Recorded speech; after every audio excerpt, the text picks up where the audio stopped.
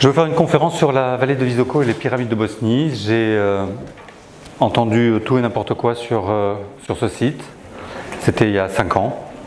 Et j'ai décidé de m'y rendre pour voir et pour me faire mon opinion. Et j'y vais tous les ans depuis 5 ans maintenant. Le lieu est incroyable et c'est tout ça que je vais essayer de vous montrer aujourd'hui. Depuis 5 ans maintenant, je collabore avec Sam Osmanagic, qui est l'archéologue qui a découvert le site. Et il m'a confié le site en français sur les pyramides de Bosnie que vous retrouverez sur Internet. La vallée, elle est assez particulière puisqu'il y a ces structures pyramidales. Qu'est-ce qu'une pyramide? C'est un monument géométrique avec une orientation bien précise. On a une architecture à 4 côtés en triangle, bien souvent, des matériaux qui sont soit taillés, soit moulés. On a des tunnels, souvent, et des chambres internes ou souterraines. Il y a souvent de la présence d'eau qui pourrait servir comme un carburant pour ces structures pyramidales. Il y a énormément de pyramides sur tous les continents, et c'est vrai que la découverte de ces 15 dernières années montre qu'il y a des pyramides partout, et ça exigerait vraiment de refaire une réévaluation totale de notre histoire et de notre passé, parce que tout ça faudrait effectivement changer les livres d'histoire. Les pyramides, ce ne sont pas pour la dernière fois des tombeaux ou les lieux de dernier repos pour un pharaon ou un dieu ou quoi que ce soit. On n'a jamais retrouvé un corps dans une pyramide. Jamais. Il existe des milliers de pyramides dans le monde entier et le passé était un monde de pyramides. En Europe, on a quelques pyramides. On a la pyramide en Angleterre, Silbury Hill, qui est une pyramide à degrés qui a été recouverte de terre. À un moment donné, dans l'histoire de l'humanité, toutes les pyramides ont été recouvertes de terre. Pour les cacher, pour les protéger, on n'en sait rien. Mais c'est un fait. Dans différents pays, il les nettoie, il les déblaye, il les restaure. Dans certains pays, il les laisse telles qu'elles sont, comme ici en Angleterre. C'est une pyramide ronde à degrés. Elle était faite en craie, avec de l'eau et un bassin tout autour. Ça devait être magnifique. Hein. C'est un endroit sacré là-bas en Angleterre. On y va tous les ans quand je fais le voyage dans les crop circles. Et jusqu'au siècle dernier, ils venaient voter les lois autour de cette pyramide. Ils descendaient de Londres jusqu'à Silbury Hill pour voter les lois. Le bassin qu'il y a autour représente succinctement le corps d'une femme, avec le ventre comme une femme enceinte en fait, avec la poitrine, le cou, c'est stylisé. Hein. Et la rivière qui alimente ce bassin s'appelle la Kennet, et la Kennet remonte jusqu'à Londres, et ça va alimenter ça. Et l'hiver, quand l'herbe meurt, il y a cette femme qui apparaît avec ses plumes et la pyramide ici. C'est une photo qui a été faite par le National Geographic. Ils ne veulent pas qu'elle soit publiée parce qu'ils disent que c'est un hasard. Un joli hasard, non? Je l'adore celle-là. La pyramide, souvent il y a des formations de crop circle qui apparaissent à proximité. On en retrouve des pyramides sur les îles Canaries. Il y en a énormément, à Lanzarote. Ici en Sicile, on a des pyramides en Sardaigne, où on a une pyramide avec une sphère en pierre, un dolmen, un obélisque, et une pyramide de type ziggurat avec une allée comme ça ici, une rampe d'accès. La partie gauche est assez bien préservée, la partie droite est assez bien abîmée. Il y a également les tombes des géants en Sardaigne. Ce sont des blocs mégalithiques qui font plus de 4 mètres de haut et plusieurs tonnes. Il y a des structures incroyables creusées à même la montagne là-bas en Sardaigne. Il y a des choses incroyables. À Venise, on a cette représentation avec ce qu'ils appelaient les greniers de Joseph, des structures en forme pyramidale, et c'était en Italie. Ici, des pyramides en Autriche. La pyramide qui était au-dessus de Nice, à Falicon, qui est totalement détruite aujourd'hui. Ça, c'était l'intérieur. C'est un monsieur avec qui je travaille, qui s'appelle Guy Tarade, qui m'a confié ces photos. On voit très bien l'escalier qui descendait et des personnages qui étaient sculptés à l'intérieur de la pyramide de Falicon. Aujourd'hui, ça ressemble à ça. Elle est complètement détruite. Ça, c'est une pyramide qui a été détruite dans les années 70, qui était à Nice, qui était gigantesque. Ils l'ont rasée pour faire passer l'autoroute. C'est une catastrophe archéologique. Elle était très grande, hein. Regardez, c'était un bloc complet. Là, c'est le chemin qu'ils ont construit pour que les camions puissent venir se servir des pierres et pour la déblayer. Et au pied de l'autoroute à Nice, hein, je suis de là-bas de la région, les bureaux de l'Escota, là-bas à Nice, c'est les bureaux en forme de pyramide. Comme s'ils voulaient rendre un petit peu hommage peut-être à la pyramide qu'ils ont détruite. Voilà Guy Tarade, qui m'a amené voir une pyramide qu'il a découverte au-dessus de Nice, également en Provence. Et on a été la visiter, et c'est une structure où il y a de l'eau qui passe à ses pieds, 4 côtés en forme de triangle, et les 4 angles sont orientés sur les 4 points cardinaux. Donc maintenant on va faire des études avec des drones pour savoir s'il y a vraiment une forme pyramidale complète du dessus, et si c'est le cas, on commencera peut-être à faire des fouilles. Ici en France aussi, on a des pyramides rondes de type escargot.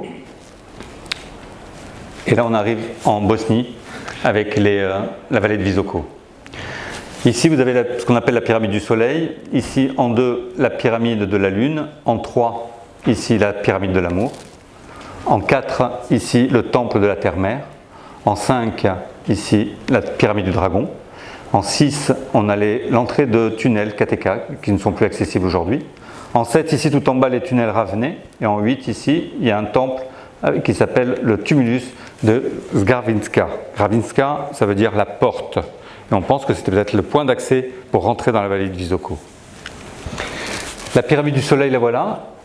Elle est immense, avec recouverte de terre, avec des arbres dessus. C'est très compliqué. Elle est vraiment très très grande et elle a une orientation parfaite sur le nord géographique. Pour vous donner une idée, la pyramide du Soleil en Bosnie, ça c'est la pyramide de Gizeh en Égypte. Là on a la pyramide du Soleil en Bosnie et là on a la pyramide de Teotihuacan au Mexique. Ce qui en ferait aujourd'hui la plus grande structure pyramidale du monde connue. Là vous avez la pyramide de Teotihuacan au Mexique, la pyramide de Khéops en Égypte et la pyramide de Bosnie. C'est immense, c'est immense. Là on a une carte en 3D de la région de la pyramide, donc on a les 3 faces et l'arrière ramène sur la colline. Ça veut dire qu'ici on peut se garer avec les voitures et venir ici à pied jusqu'au sommet de la pyramide. Là une visualisation en 4D, on a la pyramide du Soleil qui est ici. Ça ressemblerait à ça en fait, les différentes structures. Quand on fait un triangle avec le sommet du pyramide de la Lune, pyramide du Dragon, ça nous forme un triangle parfait. C'est pas le hasard qui fait ça, c'est pas la nature qui fait ça. Et quand on pousse un peu les recherches, ça ressemble à Procyon, Beltégeuse et Sirius. Les voilà. Et quand on regarde les autres temples ou les rivières qui se croisent, ou les sources qu'il y a là-bas, il y a encore un deuxième triangle à l'intérieur. Un triangle dans un triangle, c'est de la géométrie sacrée. C'est ça, c'est la fleur de vie. C'est pas la nature qui fait ça. C'est artificiel. Quand on est sur la pyramide du Soleil le 21 juin, lors du solstice d'été, l'ombre de la pyramide du Soleil va venir se caler sur le sommet de la pyramide de la Lune. Vous imaginez la connaissance qu'il faut pour faire ça, la technique qu'il faut pour faire ça? Il y a des anomalies thermiques qui ont été relevées et ils ont trouvé qu'il y avait des chambres internes et des tunnels, je vous en parlerai tout à l'heure. Ici d'ailleurs. C'est des cartes qui ont été faites avec un satellite. Les bleus clairs qu'on voit ici, c'est des tunnels qui sont à 5 mètres de profondeur. Les blancs à 10 mètres, les bleus à 40 mètres, les marrons à 70 mètres, les jaunes à 150 mètres de profondeur, les noirs 180 et les rouges 350 mètres de profondeur. Il y a des tunnels partout. C'est un gruyère le machin. Il y a des chambres, tous les ronds que vous voyez, ce sont des pièces, des chambres qui ont été répertoriées à l'intérieur, à différents niveaux. Aujourd'hui, ils ne savent pas comment rentrer dans la pyramide du Soleil. La structure est trop grande et c'est très compliqué de déblayer toute la pyramide. Il faudrait, si les gens travaillaient 365 jours par an, il faudrait plus de 7 ans pour nettoyer complètement toute la pyramide. Et le gouvernement aujourd'hui met des bâtons dans les roues, enfin c'est pas des bâtons, c'est des pieux qui leur met des troncs d'arbres qui mettent dans les roues à Samos Melagik pour qu'ils ne poursuivent pas ces recherches. Ils ont fait passer une loi il n'y a pas longtemps où avant les archéologues avaient le droit de faire des recherches sur 500 mètres carrés. Aujourd'hui ils ont fait passer une loi, elle est passée à 60 mètres carrés. 60 mètres carrés, il ne fait plus rien. Il y a ce monsieur qui a étudié les champs électromagnétiques de la pyramide du Soleil avec une caméra qui s'appelle la caméra PIP, c'est photographie d'interférence polycontraste. Et quand il a photographié certains endroits de la région, quand on photographie les collines là-bas, l'énergie est horizontale comme là. Quand on photographie la ville de Visoko, l'énergie est horizontale. Quand on photographie la pyramide de Bosnie, l'énergie elle est verticale. L'énergie ne réagit pas de la même façon au-dessus de cette pyramide. Il y a plusieurs recherches qui ont été faites sur la pyramide à des différents points d'accès où ils ont commencé, ils ont pu déblayer. Et quand je discutais avec Sam, il me disait, moi quand j'ai vu ces structures la première fois, vraiment ça m'a fait penser à une pyramide. En plus il a fait sa thèse sur les pyramides du Mexique, qu'il connaît bien. Et il a tout de suite été faire des fouilles sur les angles pour savoir s'il y avait des pierres d'angle. Et effectivement, en 2009, il a trouvé des pierres d'angle ici et un peu partout. À partir du moment où il y avait des pierres en forme d'angle sur les arêtes de la pyramide, il a commencé à faire d'autres recherches et d'autres fouilles. Voilà l'angle nord qui a été déblayé en 2006. Les blocs qui forment la pyramide du Soleil, en fait, c'est des blocs qui ont été coulés avec du béton. Alors le béton, c'est très ancien, les Romains déjà connaissaient le béton, mais là, ce béton, il a une particularité quand même. Il a un taux d'absorption d'eau qui est, normalement, pour nous, le béton, quand on le fait pour les meilleures constructions, est de 3%. Le béton qui a servi à faire la pyramide du Soleil, l'absorption de l'eau est à 1%. Pareil pour la résistance à la pression, nous, on est entre 10 et 40 mégapascales pour faire les plus belles constructions qu'on sait faire. Et le béton de la pyramide du Soleil, c'est entre 73 et 134 mégapascales. Ça veut dire que le béton qui a été fait pour faire cette pyramide, on n'est pas capable de le faire aujourd'hui, on ne sait pas faire ça. Et ils ont retrouvé des joints d'argile qui étaient chauffés à 500 degrés pour tenir les blocs de béton entre eux. Aujourd'hui, ça pose quelques soucis, ils ont des blocs qui ont été cassés. Quand ils ont découvert les blocs, ils étaient entiers, chaque bloc fait entre 4 et 5 tonnes à peu près. Et il n'y a pas juste une couche de béton, il y a 3 couches de béton avec des blocs comme ça, l'une empilée sur l'autre. Et ils sont en quinconce. Et le problème, c'est que les autochtones savent que c'est des blocs de béton, et pour construire les maisons, la nuit, ils viennent récupérer des morceaux de ciment, de béton pour faire les maisons. Donc c'est compliqué. Et il y a plusieurs points comme ça qui ont été nettoyés, et SAM, c'est une fondation, ils n'ont pas aujourd'hui les moyens de mettre des gardes, des vigiles la nuit, des choses comme ça, c'est pas possible. Donc il y a des blocs comme ça qui sont cassés par les autochtones et qui viennent récupérer des morceaux pour faire les maisons.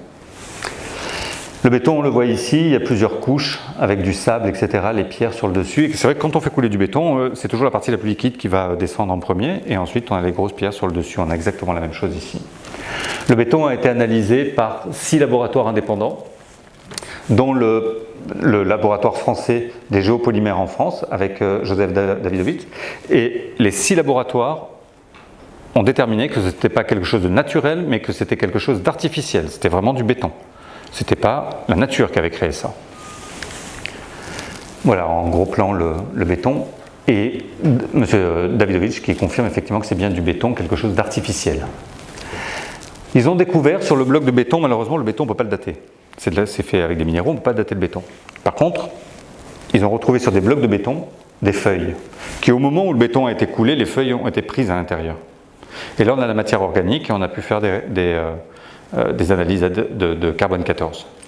Et quand ils ont fait les analyses au carbone 14, voilà le résultat de l'Institut qui donne les résultats. On est à 24 800 ans avec plus ou moins 200 ans d'erreur. On est à 25 000 ans. Cette pyramide serait certainement la plus vieille construction du monde, 25 000 ans. Les archéologues officiels nous disent qu'il n'y a pas de pyramide en Bosnie parce qu'il n'y a pas eu de pharaon en Bosnie. Je vous assure, c'est vrai. Et ils nous disent, il y a 25 000 ans, il n'y avait personne pour construire des pyramides. C'est l'homme de Cro-Magnon. Donc ce ne sont pas des pyramides. Ça, c'était des analyses qui ont été faites sur la première couche de béton. Ils ont retrouvé ces feuilles. Il y a 2 ans, ils ont retrouvé des feuilles sur la deuxième couche de béton qui était plus basse, avec des feuilles comme ça, fossilisées à l'intérieur, prises dans le béton. Et là encore, on a pu faire des analyses ADN. Et sur la deuxième couche de béton, on arrive à 29 200 ans. Avec plus ou moins 400 ans d'erreur, en plus ou en moins. Donc on arrive à 30 000 ans. On est sur une structure qui a été construite il y a plus de 30 000 ans. Ça, bien évidemment, l'histoire officielle, les archéologues officiels, ils ne veulent pas en entendre parler. Et ils nous disent, mais les rapports que vous avez faits, 29 200 ans, le carbone 14, c'est plus fiable quand ça les arrange. Mais ils nous disent, au-dessus de 15 000 ans, le carbone 14, on peut douter.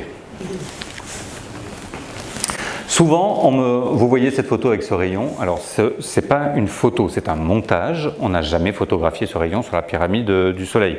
Souvent, je le vois sur Internet, cette photo où ils commandent comme quoi il y a ce rayon qui a été photographié. Absolument pas, c'est un montage. C'est un montage pour illustrer ça.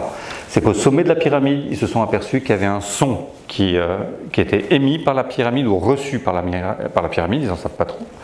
C'est un peu un dilemme entre les chercheurs, mais ils se sont aperçus que sur 4 mètres de diamètre au sommet de la pyramide, il y a ce faisceau sonore qui apparaît, et ce sont des sons, des ultrasons de 28 kHz. Et ça a été analysé et retrouvé par 2 scientifiques, un qui est un monsieur qui venait de Croatie, et un autre monsieur qui venait de Serbie, et les deux ont retrouvé exactement les mêmes chiffres. Et ils ont retrouvé exactement ces ultrasons qui sont émis ou reçus par la pyramide. Alors le dilemme, c'est que plus on monte en hauteur, plus le son est fort. Et le problème, c'est que quand on émet un son de la Terre vers le ciel, plus on va monter normalement, plus le son, on le perd le signal. Et là, c'est l'inverse. Plus on monte, plus le signal est fort. Donc certains disent que c'est la pyramide qui l'émet, d'autres disent que c'est la pyramide qui la reçoit. Peu importe, il est là, ce faisceau, et on peut rentrer à l'intérieur. Moi, j'y vais chaque année et on rentre à l'intérieur de cet espace de 4 mètres de diamètre.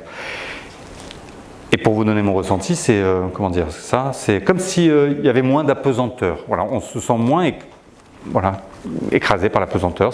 On se sent plus léger à l'intérieur de ce faisceau. C'est la seule chose que je peux vous transmettre par rapport à mon ressenti que j'ai eu là-bas. Et ce monsieur a fait des études avec les ultrasons, avec la fréquence justement de 28 kHz. Et il a réussi à mettre des balles de ping-pong en lévitation avec le son, avec l'ultrason à 28 kHz. Ça voudrait dire que peut-être que 28 kHz, c'est pour ça peut-être que moi je me sens léger, c'est peut-être la vibration pour la lévitation.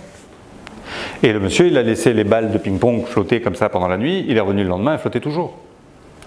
Donc c'est peut-être la fréquence de la lévitation. Là, on a un effet Killian sur des pyramides, et au sommet de la pyramide, on voit ce 8 là qui monte. Et c'était une pyramide qui avait été faite en utilisant le procédé de Tesla, ça a été fait en 1979. Ça, c'est d'autres photos de pyramides où il y a des vraies lumières qui ont été photographiées. Ça, c'est Chichen Itza au Mexique. La photo a été analysée, puisque bien évidemment tout le monde a crié que c'était un faux. La photo a été analysée et la photo est véridique. Il n'y a aucun trucage. On voit même un éclair ici à côté du rayon. Et elle est assez surprenante. Et le monsieur, quand il a fait les photos de ces deux petites filles, il ne le voyait pas le rayon. C'est après sur sa photo que c'est apparu.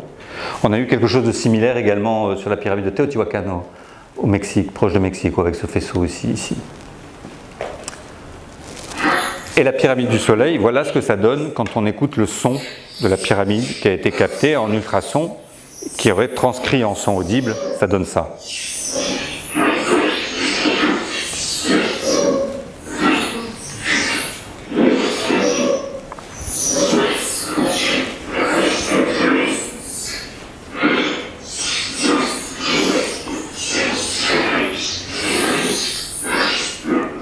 On dit que la pyramide du soleil parle, parce qu'on dirait vraiment quelqu'un qui parle. Hein. Moi j'ai l'impression que c'est Darvador, hein, je suis ton père. Et si quelqu'un comprend, je suis preneur. Hein.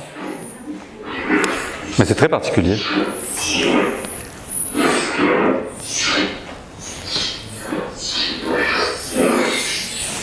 Le message est continu et en boucle. C'est toujours le même son qui revient en boucle perpétuellement. Ça dure 20 minutes, je vais vous en faire grâce. Bon, là, on est sur la pyramide de la Lune. C'est une pyramide à degrés. Là, ici, on voit les différents degrés. Et sur chaque degré, il y a des petites dalles qui ont été posées ici. Là, ici, au pied de la pyramide de la Lune, il y a des dalles également. Quand on fait... Là, vous voyez, il y a une toute petite marche qui doit faire 3 cm à peu près. Vous faites 7 pas, vous retrouvez la même petite marche. Vous refaites 7 pas, vous retrouvez la même petite marche. Et tout autour de la pyramide, c'est comme ça. Et c'est assez bluffant. Et les dalles sont magnifiques. Les archéologues nous disent que c'est naturel.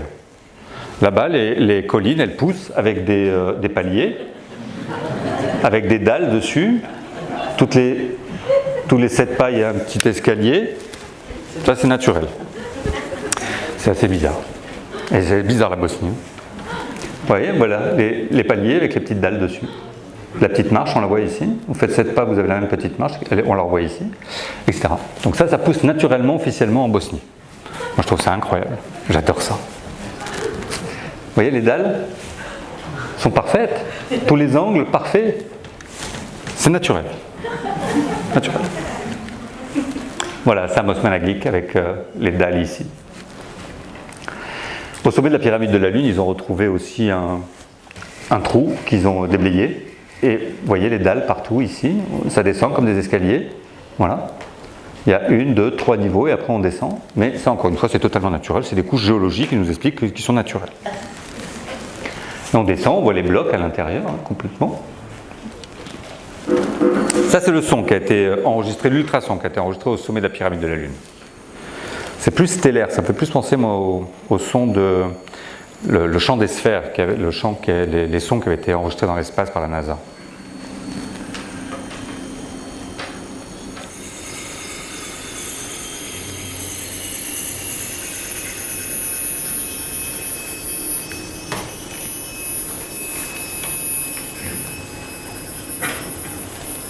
Voilà pour la pyramide de la Lune. Le tumulus de Vranitka, c'est cette porte que je vous disais qui veut dire Vranitka, qui veut dire porte en bosniaque. Et c'est un tumulus rond également. Ça me fait penser un peu à la colline de Silbury Hill, avec des blocs immenses également qui ont été retrouvés. Regardez la taille du personnage à côté des blocs, ils sont gigantesques. Il y a plusieurs tunnels qui ont été retrouvés également là-bas en Bosnie. Comme je vous le disais au début, quand il y a des pyramides, il y a souvent des tunnels ou des chambres souterraines. Et là, ils ont retrouvé des tunnels.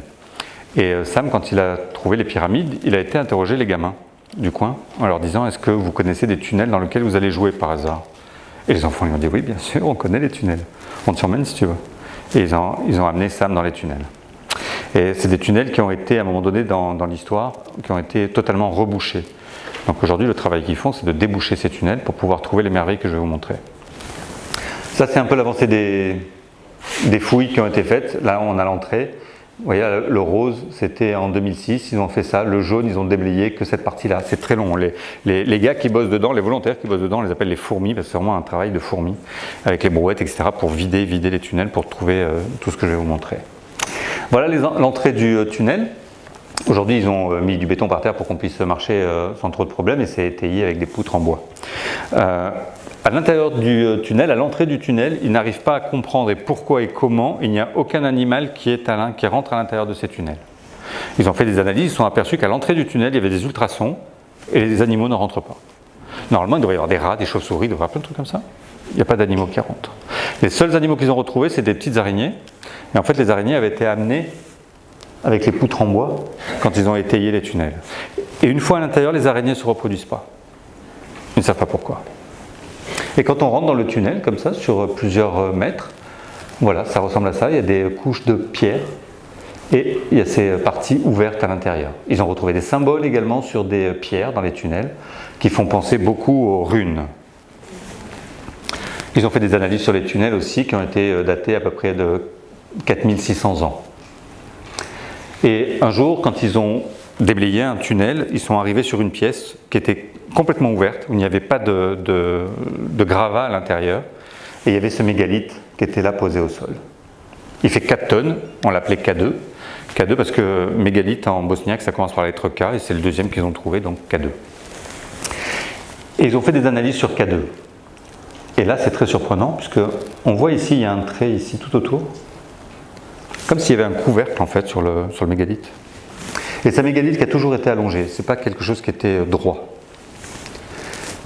Il a un socle. Ils ont pris des échantillons de K2 et ils se sont aperçus que c'était de la céramique qui est faite en quartz, calcite et muscovite. C'est quelque chose d'artificiel. Et ensuite, pour faire de la céramique, il faut la chauffer la céramique, il faut la cuire. Ça veut dire qu'il faut un four pour cuire le machin de 4 tonnes quand même. Hein. Ils ont passé un petit robot sur le mégalithe K2 et ils se sont aperçus de deux choses. La première, ils se sont aperçus que la forme du mégalithe de K2 sur tout le dessus du mégalithe, c'était une reproduction topographique de la cité et de la vallée de Visoko. Donc ça, ils étaient bien surpris. Et ils se sont aperçus également qu'à l'intérieur de K2, il y a un objet en forme d'œuf à l'intérieur de K2. On pense que c'est un œuf en quartz. Mais on ne sait pas vraiment en quoi il est, puisqu'il faudrait casser K2 pour voir l'objet. Et on y va souvent pour faire des méditations, on a encore la chance de pouvoir y avoir accès. Il y a beaucoup de sites aujourd'hui où c'est fermé. Là, je reviens du Pérou et il y a beaucoup d'endroits, quand j'étais par exemple au Machu Picchu, que tout le monde connaît, il y a beaucoup d'endroits où il y a 2 ans, 3 ans, on avait accès. Aujourd'hui, on n'a plus accès. Là, aujourd'hui, avec ça, heureusement, j'ai accès à tous les sites là-bas et on peut encore prendre du temps avec le groupe pour venir faire de la méditation ici. Il y a une énergie qui est dégagée par K2 qui est prodigieuse. Je travaille beaucoup avec l'énergie des crânes de cristal. Là, vous avez Sirius, mon crâne, et qui est vraiment... moi, j'adore aller là-bas en Bosnie, c'est pour passer un maximum de temps dans ces tunnels et autour de K2 essentiellement. J'adore ça. Et comme le mégalithe est fait en quartz, muscovite et calcite, on a le quartz, on a le cristal de roche. À l'intérieur, on pense que l'œuf est aussi en cristal de roche. Et il y a une vraie résonance, une vraie connexion avec les crânes de cristal. Ça, c'est un autre mégalithe qu'ils ont trouvé aussi, une grosse partie. Ils n'ont pas encore tout déblayé et ils sont en train de travailler dessus, mais ça prend des années avant de tout nettoyer. C'est vraiment très très long, malheureusement. Ils se sont aperçus aussi que dans les tunnels, il y a des ions négatifs. Alors, les ions négatifs, normalement, dans un centre de conférence comme ici, avant le salon, il y a entre 25 et 100 ions négatifs, ce qui est très peu. Et les ions négatifs, c'est très bon pour la santé en fait. Hein. C'est les ions positifs qui sont mauvais pour la santé, qui sont émis par les ordinateurs, etc. Dans les rues des grandes villes, on a entre 250 et 450 ions négatifs. Dans un village, on a entre 800 et 1800 ions négatifs. Tout ça, c'est au centimètre cube. Et en haut d'une montagne, on a à peu près 5000 ions négatifs. C'est pour ça qu'on se sent bien quand on va dans la nature. On fait le plein de ions négatifs. Ça nous fait du bien. C'est très positif. Aujourd'hui, les ions négatifs, ils les propulsent dans les bouches d'aération des hôpitaux. Parce qu'ils se sont aperçus que les patients, ils prenaient des ions négatifs et que c'était bénéfique pour eux. Et là-bas, ils se sont aperçus qu'il y a beaucoup de ions négatifs. Quand on rentre à l'entrée du tunnel, il y a 400 ions négatifs. Quand on est à 40 mètres de l'entrée, on est à 3000. Au mégalithe K1, on est à 10 000. Et quand on est autour du mégalithe K2, il y a 18 500 ions négatifs au centimètre cube. Plus de 3 fois plus que le sommet d'une montagne. C'est pour ça que je m'y sens bien. C'est pour ça que j'ai envie d'y retourner à chaque fois. Une autre particularité de ces tunnels également, c'est qu'ils n'arrivent pas à comprendre comment et pourquoi l'air y est totalement pur et respirable. Il n'y a aucun air vicié. Ils ont fait des analyses, il n'y a aucune radioactivité à l'intérieur, il n'y a rien de négatif qui arrive de l'extérieur à l'intérieur des tunnels. L'air y est totalement respirable, il est totalement pur. La température ambiante est de 12,5 degrés tout le temps. C'est un peu froid pour moi. C'est bien pour le vin, mais 12,5 degrés, c'est un petit peu frais. C'est un des endroits les plus sains pour le corps humain à l'intérieur de ces tunnels. Quelle est la fonction première du corps humain? C'est de régénérer les cellules. Vous vous coupez, tout votre organisme va tout mettre en œuvre pour venir réparer cette coupure. Les cellules, c'est leur fonction, c'est de régénérer le corps humain. Quand on est à l'intérieur des tunnels, il n'y a rien de négatif qui nous arrive de l'extérieur. Et je vous assure, on se sent super bien. Si un jour il devait m'arriver quelque chose de grave au niveau de la santé, j'y passerai du temps dans les tunnels, je vous assure. Parce qu'avec tous ces ions négatifs, le corps se régénère très très vite et beaucoup mieux. Ils ont fait plein de mesures et se sont aperçus que les ions négatifs à l'intérieur des tunnels montaient jusqu'à 180 millions négatifs au centimètre cube. Il y a un endroit, un croisement, ils ne savent pas pourquoi. Là, on retrouve 180 millions négatifs au centimètre cube. Ils ont appelé cet endroit la pièce de guérison. C'est un endroit magique. Ils ont fait des analyses, puis ils ont retrouvé de l'eau également à l'intérieur des tunnels de Visoko. Ah non, ça c'est la radioactivité, pardon. Ils ont fait des tests au niveau de la radioactivité, il n'y en a aucune. Ils ont fait des photos aussi de l'aura de personnes avant de rentrer dans les tunnels et après d'être rentrées dans les tunnels. On peut s'apercevoir effectivement que les auras sont complètement restaurées à partir du moment où la personne a passé un peu de temps et ressort des tunnels. C'est super bon pour le corps. Et pas que le corps physique. Donc je vous disais, il y a beaucoup d'eau à l'intérieur des tunnels également. Il y a plusieurs sections où ils ne peuvent pas déblayer parce qu'il y a de l'eau dedans. Et cette eau, ils l'ont fait analyser, elle est totalement potable. Et elle est de meilleure qualité que l'eau qui sort des robinets de la ville de Visoko. C'est une eau qui est particulière parce que pendant des milliers d'années, elle n'a jamais été en contact avec l'extérieur. Et il y a peu de temps, il y a 2 ans, il y a eu de très très grosses inondations en Bosnie. Vous avez peut-être dû en entendre parler à la télé. Et le niveau de l'eau n'a pas monté dans les tunnels. Des fois, il y a de très grosses sécheresses ou des chaleurs très importantes et le niveau de l'eau ne diminue pas dans les tunnels. Donc ça veut dire que l'extérieur n'a aucune incidence avec l'intérieur des tunnels, que ce soit avec l'eau ou les ions négatifs. Ils ont fait analyser donc la photo de l'eau des tunnels et à l'intérieur, ils se sont aperçus qu'il y avait une autre molécule, une autre cellule, pardon, pas une molécule, une autre cellule à l'intérieur même de la molécule de l'eau. Et c'est une structure centrale qui est très, très riche en fait. Le docteur Emoto qui a comparé l'eau du robinet de Visoko, ça donne ça, et l'eau qui est à l'intérieur des tunnels, c'est ça. Il a fait cette analyse juste avant de décéder l'année dernière. Et ça, c'est l'eau des tunnels de Visoko. Elle est belle, hein? Moi, j'adore ça. On en boit à chaque fois quand on y va. Et c'est très bénéfique. Je vous mets cette photo. Ça, c'est Sam Osmanagik, ça c'est moi. Et là, monsieur, je ne le connaissais absolument pas. Et on avait passé 2 ou 3 heures dans les tunnels avec Sam. Et quand on sort des tunnels, il y avait ce monsieur qui sortait du tunnel en même temps que nous. Sam m'appelle, il me dit Patrice, viens faire une photo avec le monsieur. J'obéis, je me mets au milieu, il se met au milieu, le monsieur, on fait la photo, je ne sais pas qui c'est. Et le monsieur s'en va, Sam s'en va, et je me retrouve comme un couillon avec l'appareil photo et avec une photo, je ne sais pas qui c'est. Je vais voir mon guide et traducteur et je lui dis mais c'est qui ça? Il voit la photo, il me dit « Oh, t'as fait une photo avec lui ?» Je dis « Ouais, mais je ne sais pas qui c'est. » Il me dit « Pour te donner une idée, c'est Johnny Hallyday pour vous en France. » C'est le Johnny Hallyday bosniaque. Et c'était un vendredi après-midi. Et il est venu passer 4 heures dans les tunnels, parce que le lendemain, il avait un concert devant 35 000 personnes à Visoko.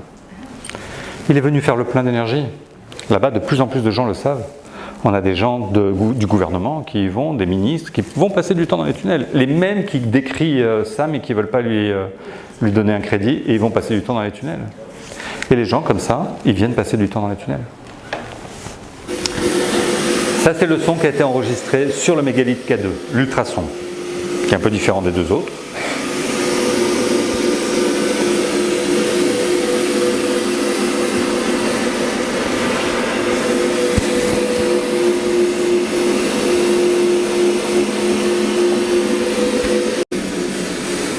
Voilà pour K2. Dans les tunnels, ils ont découvert cette pyramide. C'est des Allemands qui faisaient des fouilles là-bas avec l'équipe de Sam. Ils ont retrouvé une petite pyramide dans les tunnels qui est datée de 6500 ans. Et ça a été découvert en 2008. Donc là, la structure pyramidale, même au niveau artistique, était déjà connue là-bas. Et reproduisait, bien sûr, ce qu'ils avaient sous les yeux, à savoir la pyramide du Soleil et les autres. Ça, c'est une sphère qui a été découverte il y a 2 ans. Et la particularité de cette sphère, qui est une sphère en terre cuite, là ici, la partie que vous voyez ici, c'est une partie en métal, métallique. Il y a une tige de métal à l'intérieur de cette sphère en pierre. Ils ne savent pas à quoi ça sert, ils ne savent pas pourquoi. Moi, ça m'a fait penser vous savez ce qu'on appelle les piles de Bagdad. C'était des pots en terre cuite avec de l'eau à l'intérieur et des tiges en métal qui permettaient de produire de l'électricité. Ça me fait peut-être penser à ça. Il y a beaucoup de sphères comme ça qu'on retrouve dans le monde entier. Là, c'est au Costa Rica, ici aussi. Et bien évidemment, les archéologues nous disent que tout ça, c'est totalement naturel. Là, c'est les pierres du Mexique. Et au Mexique, il y a une rumeur, il y a de ça quelques années, où la rumeur disait qu'à l'intérieur de ces sphères en pierre, on pouvait trouver de l'or et des diamants. Imaginez ce qu'ont fait les autochtones. Ils ont cassé les sphères en pierre. Ils n'ont jamais trouvé d'or ni de diamants. Mais ça permet de décrédibiliser aussi le phénomène et de ne plus avoir ces sphères en pierre. Et il y en a également en Bosnie. On a celle-ci, on en a beaucoup. Et comme par hasard, il y a 2 ans, 3 ans, la même rumeur est arrivée en Bosnie. Et beaucoup de pierres aussi qui ont été détruites malheureusement. On en retrouve plusieurs. Ce qui est intéressant aussi là-bas en Bosnie, il y a un site qui s'appelle le site de Dawson, qui est un mur mégalithique, avec des pierres. Alors mégalithique, méga, c'est grand, lithique, la pierre. Donc des grands murs avec des pierres. Et des gros blocs surtout. Et on retrouve la même construction qu'on peut retrouver sur l'île de Pâques, au Pérou, en Chine, au Mexique, avec cette technique de construction où on n'a pas des pierres qui sont totalement rectangulaires. Comme au Pérou on en a beaucoup comme ça. Ça, c'est une page blanche. Voilà le Pérou. Vous voyez ces pierres comme ça. On a ce mur mégalithique également qui existe en Bosnie. Ça, c'est des photos du Pérou avec les murs qui sont parfaits, ils sont magnifiques, avec des pierres qui sont taillées où on voit encore les traces de machines à l'intérieur. Ça, c'est les pierres mégalithiques de Sacsayhuaman. Et voilà le Machu Picchu, on en retrouve aussi bien évidemment partout. Là, c'est les pierres du Mexique. On a ce type de construction. Et des constructions comme ça, on en retrouve dans le monde entier. Voilà tout ce que je pouvais vous raconter comme bêtises sur les pyramides de Bosnie. On a créé avec Franck Nabé, qui est ici sur un stand, on a créé ce CD pour la fondation des pyramides de Bosnie, qu'on vend 10 €. Et tous les bénéfices sont reversés à la fondation des pyramides de Bosnie. Sur ce CD, vous allez retrouver tous les sons bruts que je vous ai fait écouter, et également les mêmes sons arrangés et mixés par Franck Nabé avec des musiques méditatives. Donc si ça vous intéresse, vous pouvez retrouver ça sur son stand.